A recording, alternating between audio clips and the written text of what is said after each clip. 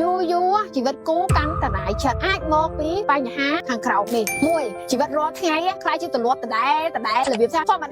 តាលែងមានអី surprise លែងមានអីរំភើបលែងមានអី romantic លែងមានអី sweet របៀបថាដូចយើងនៅអារម្មណ៍ស្មើហ្មងឈប់ខិតខំយល់ចិត្តមើលថែដូចកាលពីស្រឡាញ់គ្រាដំបូងមែនតើគឺវាអត់ដូចមុនលែងខ្វល់លែងបារម្ភលែងយកចិត្តថាអូចង់ទិញអានេះឲ្យចង់ទិញអានោះឲ្យចង់នាំទៅនេះចង់ធ្វើឲ្យមានអារម្មណ៍បែបនេះដូចអាពីមុនគឺខំប្រឹងយកចិត្តខ្លាំងមែនតើដល់តែពេលយូរទៅវារបៀបថាឡើងមកគ្នារងថ្ងៃអីចាប់បាច់អីទៅខ្វល់ចាប់បាច់អីទៅយល់ចិត្តទៅ take care ទៅប៉ុណ្ណេះអីគឺវាបាត់អារម្មណ៍នឹងតែម្ដងចំណុចទី3ខ្វះភាពស្និទ្ធស្នាលស៊ីជម្រៅអូអានឹងសម្បូរណាស់កាលពីអ្នកគ្រូសេពៅបង្កើតអាខប់វិបត្តិប្តីប្រពន្ធស៊ីជម្រៅហ្នឹងគឺមានហ្មងយើងខ្វល់តែរឿងលុយកាក់យើងខ្វល់តែរឿងទ្រព្យសម្បត្តិយើងខ្វល់តែរឿងការងារពេលខ្លះគេចិត្តគ្នាហ្នឹងមិនមានអារម្មណ៍រ៉ូមែនទិកស៊ីជម្រៅអីទេសូម្បីតែទំនាក់ទំនងប្តីប្រពន្ធរឿងលើក្រែហ្នឹងឈប់គិតឈប់ខ្វល់ហើយសឹងថាដល់ពេលគេលើក្រែហ្នឹងគេបែកខ្នងដាក់គ្នាទៀតអញ្ចឹងអាសេចក្តីសុខទំនាក់ទំនងប្តីប្រពន្ធឯជ្រាលជ្រៅដែលរ៉ូមែនទិកហ្នឹងគឺបាត់បង់អញ្ចឹងអ្នកមើលវីដេអូនេះគាត់ថាខ្លួនឯងមានចំណុចណានៅក្នុងចំណុចទាំងអស់ហ្នឹងអត់កុំភ្លេច comment ឲ្យអ្នកគ្រូផងហើយពិសេសជួយគ្នាកាន់ដៃគ្នា